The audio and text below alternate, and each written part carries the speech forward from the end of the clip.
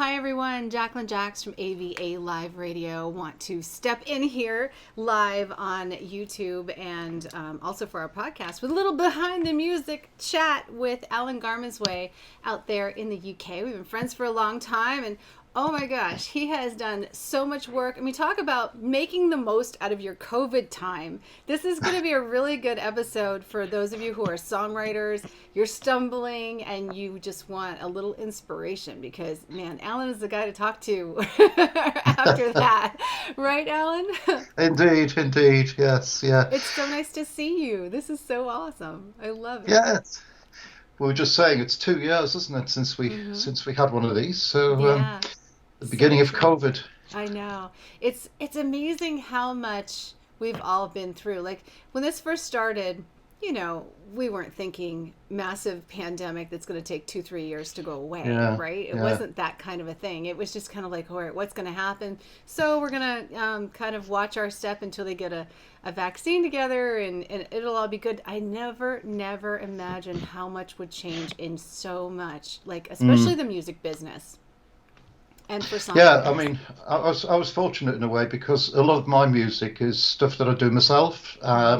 So I tend not to do as much live music nowadays. I tend to be more in the studio. So Right. so for me, having lockdown, as long as you had the equipment, then you could still do something. Whereas I know a lot of my friends, they were relying not only on maybe 150 gigs a year, but they were also relying on selling their CDs at those gigs as well. So I Yeah. think it's been a Oh my really tough gosh. time for a lot of people.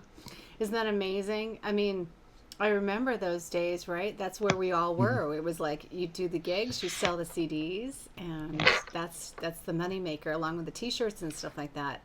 And Yeah, now things yeah. have all changed so much. But I mean, on the news today, they were talking about, a lot of things opening up here. And also, I know a lot of people that are playing out again in their local Yeah. areas. So that's really good news. What's it like in the UK? Are the bars Um, open? it's it's the same, but I think people are still cautious. And when I Mm, see like tour dates that are advertised on Instagram or on Facebook or whatever, right. it's usually you usually won't see a list of more than 10 or 12. Hmm. Whereas it might have been 26 before COVID. So I think there's still an air of caution Yeah, about it, even though it is certainly opening up. Yeah, for sure. Yeah, yeah, there is. I mean, we're still wearing masks here. yeah, And yeah. I'm in Canada for those of you who don't know where I am. But yeah, they've worn masks all the way through, and they've been really strict about it. Like even Mm, inside our building and in the hallways, if you're just going anywhere. But the amenities have finally opened back up, which is just a very strange thing. I mean, if you had a dog, you felt it less because you went out anyway, to yeah, go walk sure, your yeah, dog. So you were like, yeah, I yeah, think people really embraced having a dog. yeah. It was like Oh, everybody got yes. dogs because that was the only way you could get out of the house. Well, we've just moved house, and we've now got a house that's on a main street, Hmm. which I've never had for quite a while. So we actually see people going past the Yeah, window, and yeah, most of them have right. got dogs. So I'm thinking Oh, perhaps yeah. I ought to get one as I well. think So so. So during this, I know because I've been talking to you all the way through, and I know that you decided to use the time to just improve your songwriting skills, learn yeah, more about your home studio and hmm, things that you were going to use in order to record your music and just sure, to yeah, develop as an artist. yeah. And you've done tremendously well with it, I have to say. Thank you, thank you. I Yeah, mean, the I'm first really first thing I excited. did was get a new decent laptop because a lot of my recording equipment was in France, and in those days we had two houses, and Yeah. we couldn't get over to France at all. So I upgraded, got myself a decent laptop, and then invested in I got Cubase, but you can invest in any one of a number of different sort of recording software. Did you And like, that let me just ask you really quick, did you like Cubase the best? I mean, there's so many out there, right? Yeah, I mean, yeah. I've used Pro Tools, which is extraordinarily hard. It Mm, takes a long time to learn how to do everything that yeah, that thing yeah. does, right? Yeah, I mean, a lot of the studios, I think, use Pro Tools or Ableton but I found with Cubase there were an awful lot of good short demonstration videos. Yeah. And there was one company in particular I came across in the UK, and they would have like 25 videos for £25 to learn the whole process from A to B.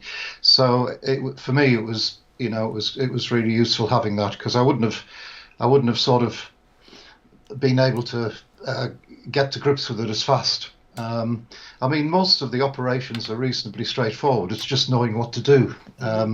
So I did that.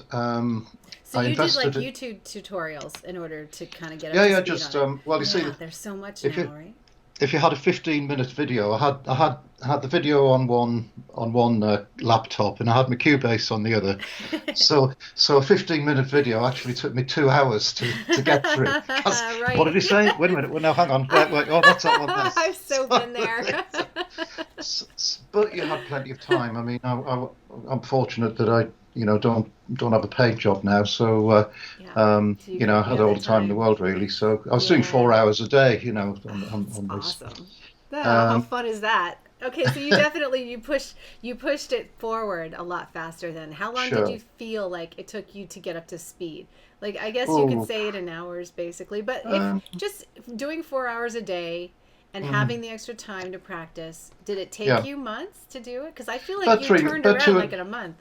yeah, 2 or 3 months. I think Getting Over You was the first track I think I did all on Cubase. So I went very acoustic, because it Yeah, was a lot easier to just have like a 12-string guitar, a bit of keyboard, a bit of bass, yeah, and some vocals in it.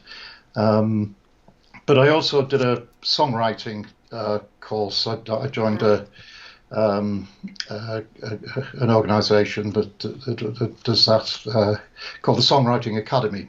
Um, and they have seminars every Sunday evening, different people talking about how they write songs and this type of thing. And such interesting topics as the second verse hell. When you've said everything you want to say in verse one, and then you're thinking, well, what do I do now? So, um, and I also came across a couple of guys in Los Angeles who did a lot of free videos on mixing and the production side of things. yeah, So they were really useful as well. There's one guy particularly called, I think it's Bobby Owinski, and he was doing like 2 or 3 hour seminars for 4 days of the week, free of charge, and answering every question that came in. wow, that's really So nice. so that was absolutely fantastic, and he, of course, he has paid courses as well. But so I was just absorbing information from all over the place for about 9 months, Gosh, it's and still crazy. am. But the pace has dropped a little bit now, because you've got to use it as well. You can't just listen to what other people do. You've got to find out for yourself as well. Yeah. So that's how it all came together. So How do you feel like now after going through that? Are you so glad you put the time in? And do you feel like yeah. it really was it more of a struggle because you didn't go to school for it and you just kind of went at it, or was it actually easier because you could do it on your own terms? It was okay. It was easier for me, I think. I suppose everyone's going to take it differently. I mean, I think when you get to the Q&As at the end, you start to gauge where you are in the pecking order, because some questions come in and they're so complicated you don't understand what on earth they're talking about, and then other questions come in, and people saying, "What's this button here?" "Oh, it's got a V on it." "Oh, V equals volume, does it?" And you're thinking, "Oh God." Okay, that's So, gonna take a while.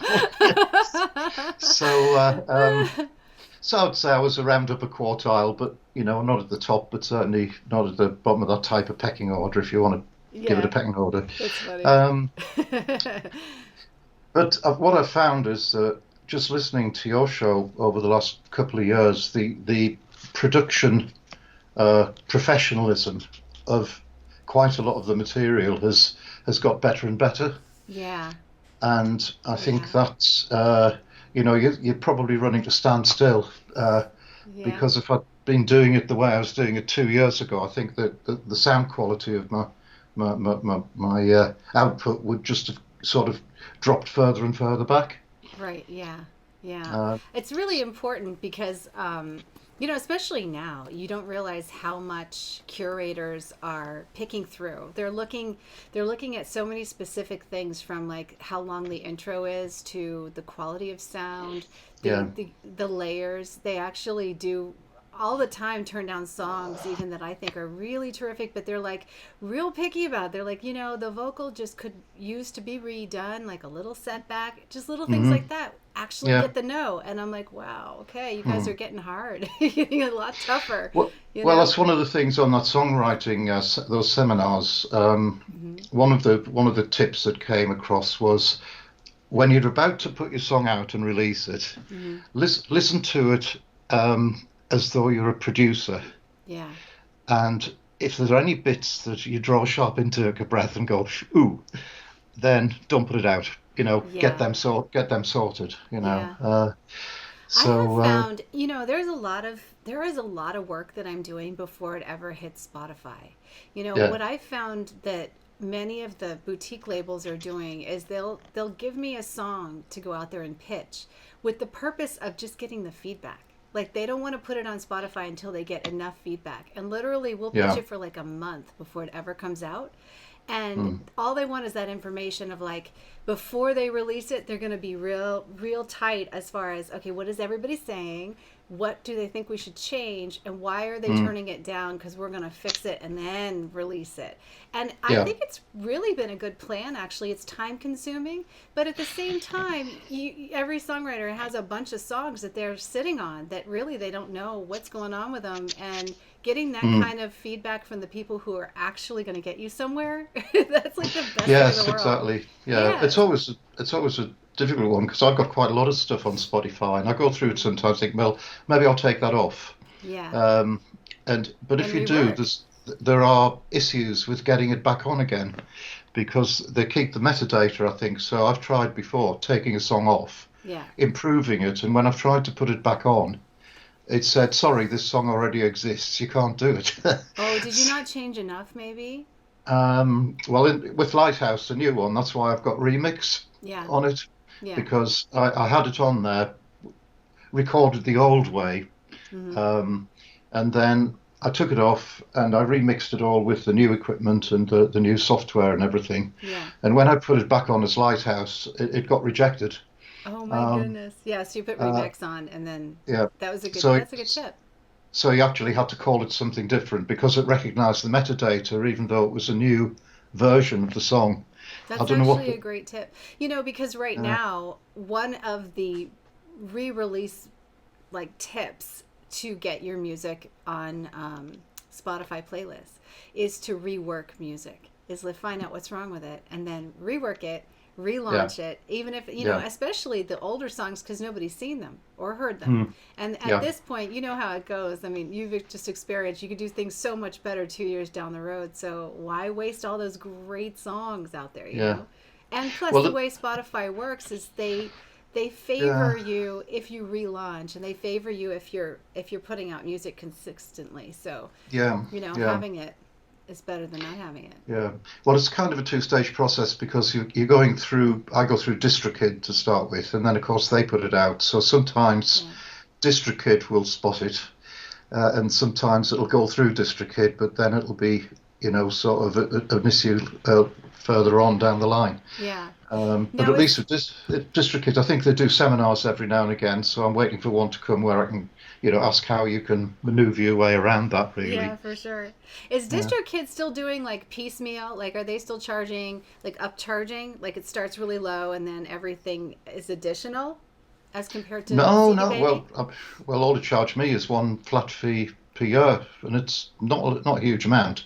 Um, And does that get your music? It obviously does because I've done stories for you and I've been able to pull your yeah, music into stories, right? yeah. So it includes stories and reels on TikTok, Instagram, You Facebook. can choose wherever you want to put it. There's a list of about 30 different places, so you just checkbox where you want the music to go. So all they are is a distributor. I mean, they don't do a lot of other bells and whistles. It's just purely here is a song you've uploaded onto DistroKid. Tell them who you want them to send it to, Okay. and then it goes out And then and usually things. how do you track your content ID and royalties? Do they do that too? Like some of them Yeah, you've got. I use the ISRC codes, the International Standard Recording Codes. Mm-hmm. So I have a block of numbers that I get, and then I also put it onto Performing Rights Society, which is the UK version. Great. And I still get confused. One of them's to do with mechanical, and one of them's to do with, sort of performance, etc. So, but certainly, there is they've got a page called Financial Detail, and it gives you an overview of how many small amounts of money are coming back from Spotify, and then they've got a checkbox that says financial detail in excruciating 3-page whatever, and you can look at every one of these times that it's been played, and how much you got for it, like 0.003 of a cent. Oh no. But it does add up. I know, right? I think, what is it? YouTube here, it's 5. It's more.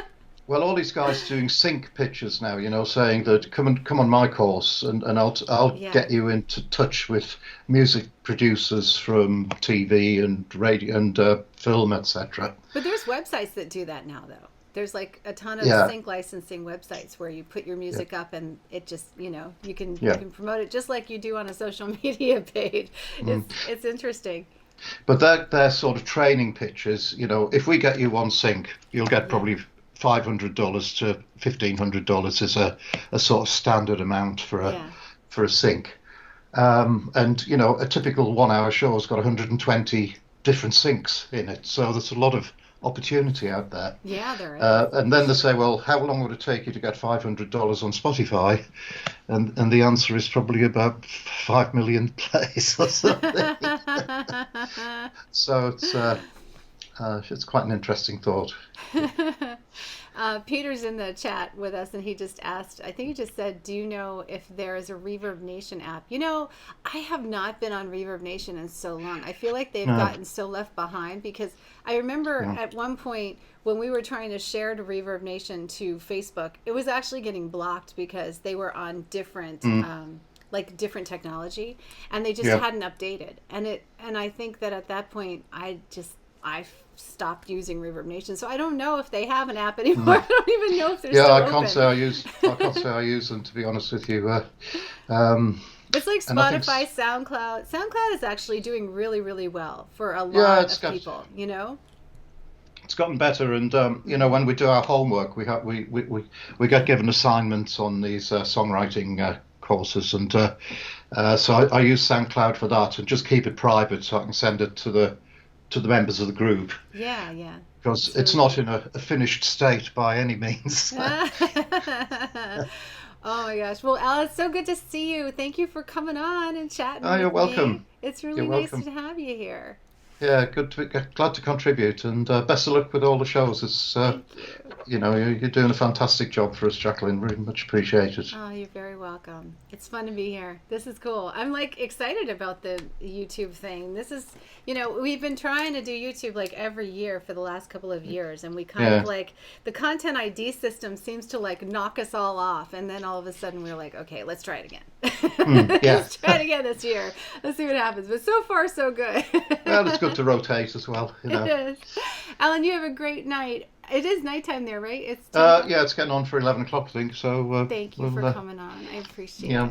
You're welcome. All right, guys, we're gonna play his song coming up right now. Let's go ahead. This is All the Way Back by Alan Garmonsway. Let me take up your time for just a minute or two to tell you about a friend I once knew. Saw a lot of each other when we were young. Our lives were wide open, just begun. We said it wasn't serious in any meaningful way. So what we doing now, talking to each other today? We went all the way back, childhood sweethearts in the park. the way back, hidden places after dark, all the way back. We went about our lives many miles apart, sometimes a text message about a broken heart. But time moves on, circumstances it seems also got us both talking about broken dreams. We said it wasn't serious in any meaningful way. So what we doing now, meeting one another today? We went all the way back, childhood sweethearts in the park, all the way back, hidden places after dark, all the way back. We were starting out, we were too young to know,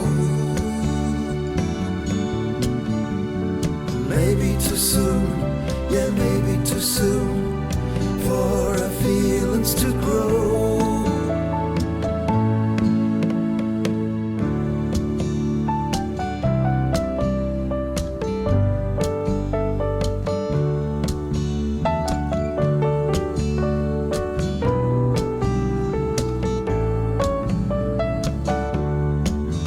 Now we're finding ways to meet every week or two.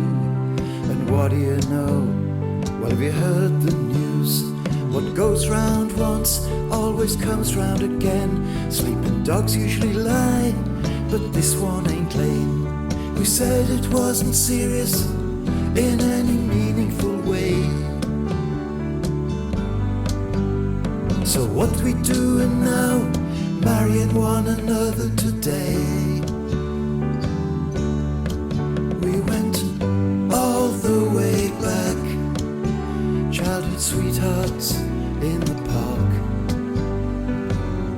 all the way back, hidden places after dark, all the way back, childhood sweethearts in the park, all the way back, hidden places